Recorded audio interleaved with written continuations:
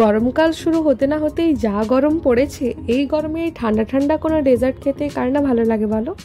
তো আমি আর যেটা বানাবো সেটা শুধুমাত্র গরমের জন্যই নয়, যে কোনো সময় খেতে ভালো লাগবে। আর যে কোনো রকম বাড়িতে কোনো অনুষ্ঠান হলে বা কোনো গেস্ট এলে তাকে দিলে সেও খুব খুশি হবে। তো চলো দেখে নিই রেসিপি। প্রথমে আমি এখানে 1/2 লিটারের মতো দুধ নিয়েছি। তো দুধটা একটা পাত্রে গরম হতে দেবো একদিকে, আর আরেক দিকে আমি একটা পুর রেডি করে নেব। আর এই পুরটা খুবই টেস্টি হয়। কিছুই নয়, প্রথমে বেশ কিছুটা সেমাই লাল লাল করে ঘি দিয়ে ভেজে তুলে রাখতে হবে। আর এই সেমাইটা তোমরা যে কোনো দোকানে গেলেই পেয়ে যাবে। দোকানে গেলে যে নর্মাল সেমাইটা পাওয়া যায় সেটাই নেবে। তারপর বেশ কয়েকটা ড্রাই ফ্রুটস নেব। আমি এখানে 20 থেকে 25টার মতো পেস্তা নিয়েছি, আর কাজু বাদাম আর কাঠবাদাম 7 থেকে 8টার মতো নিয়ে। তোমরা তোমাদের কাছে যেমন ড্রাই ফ্রুটস থাকবে সেরকমই নেবে। তো একটু পেস্তাটার পরিমাণ বেশি দিলে খেতে একটু বেশি ভালো লাগে, আর কিছুই নয়। তবে এটা কোনো ম্যান্ডেটারি নয় যে এটাই বেশি দিতে হবে। তো যেমন থাকবে তোমরা সেরকমই দেখে একটা ড্রাই ফ্রুটস নিয়ে নেবে। পর একটা মিক্সিং জারে ড্রাই ফ্রুটসগুলো গুঁড়ো করে নেব। তো খুব বেশি একদম মিহি গুঁড়ো করার দরকার নেই, একটু দানা দানা যেন থাকে। আর যে সিমাইটা আমরা ভেজে রেখেছিলাম সেটাকেও হালকা একদম ক্রাশ করে নিতে হবে, মানে যাতে একদম গুঁড়ো না হয়ে যায়, একদমই হালকা হয়। এরপর কড়াতে অল্প ঘি দিয়ে গুঁড়ো করে রাখা ড্রাই ফ্রুটসগুলো দিয়ে অল্প নেড়ে চেড়ে যে দুধটা গরম করতে বসিয়েছিলাম সেখান থেকে 3 থেকে 4 হাতা দুধ নিয়ে দিয়ে দেব। এবার দুধটা ফুটে উঠলে মিষ্টির জন্য আমি এখানে 3 থেকে 4 চামচ কনডেন্স মিল্ক দিয়েছি। তোমরা তোমাদের পছন্দ মতো যে কোনো মিষ্টি ব্যবহার করতে পারো এখানে। এরপর তোমরা যেমন মিষ্টি খেতে চাইবে সেরকম দেখে দিয়ে দেবে। আর আমার এখানে একটু মনে হচ্ছিল কম মিষ্টি হয়েছে, তাই আমি আবারও 1 চামচের মতো কনডেন্স মিল্ক দিয়ে দিয়েছিলাম। এবার যে সেমাইটা, এই সব কিছুগুলো একসঙ্গে ভালো করে ফুটে গেলে তারপর যে সেমাইটা আমরা ক্রাশ করে রেখেছিলাম সেটা দিয়ে একটু গাঢ় গাঢ় করে রেখে নামিয়ে নিতে হবে।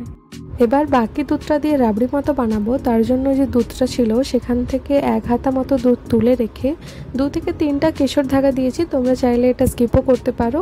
এবার তুলে রাখা দুধে 1 চামচ ভ্যানিলা ফ্লেভারের কাস্টার্ড পাউডার দিয়ে ভালো করে গুলে দুধের মধ্যে ঢেলে দেবো। আর দুধের সাথে কাস্টার্ড পাউডারটা ভালোভাবে মিশিয়ে একটুক্ষণ ফুটিয়ে নেব। একটু ফুটে গেলে তারপর এখানে মিষ্টির জন্য আমি কনডেন্স মিল্ক ব্যবহার করছি। তোমরা চাইলে তোমাদের পছন্দ মতো যে কোনো মিষ্টি ব্যবহার করতে পারো।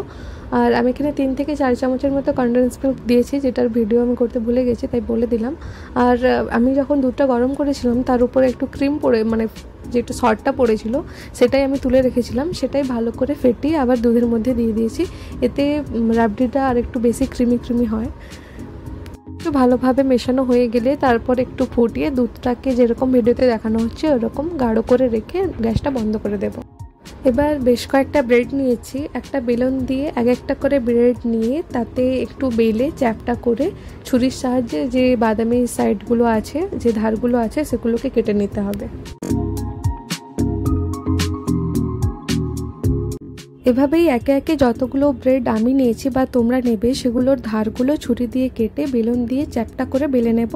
এরপর যে পাত্রে মিষ্টিটা সেট করব সেই পাত্রে একটু ঘি ব্রাশ করে রাখবো।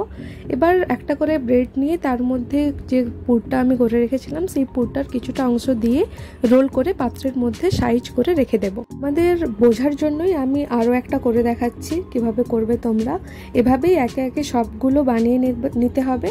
এরপর যে রাবড়িটা বা যে মিশ্রণটা করে রেখেছিলাম দুধের, সেটাকে ওই বাটির মধ্যে, যে পাত্রের মধ্যে সব ব্রেডগুলো রেখেছি সেগুলোর উপরে পুরোটা দিয়ে দিতে হবে। ব্যাস, আর কিছুই নয়, পুরোপুরি রেডি এই ব্রেড মালাই রোল, যেটা খেতে খুবই টেস্টি আর খুব কম সময়ে এটা সহজে বাড়িতে থাকা কিছু উপকরণ দিয়েই বানিয়ে নেওয়া যাবে। এরপর ওপর থেকে কিছুটা ডেকোরেশনের জন্য কয়েকটা কাজু, কাঠবাদাম ও পেস্তা কুচি করে ছড়িয়ে আর কয়েকটা কেশর ধাগা দিয়ে সাজিয়ে ফ্রিজে 1 ঘন্টার মতো রেখে দিয়ে ঠান্ডা ঠান্ডা ডেজার্টটা পরিবেশন করুন। তো আমার এই রেসিপিটা তোমাদের কেমন লাগলো সেটা অবশ্যই আমাকে জানাবে। আর ভালো লাগলে লাইক, শেয়ার ও সাবস্ক্রাইব করতে ভুলবে না। বাই।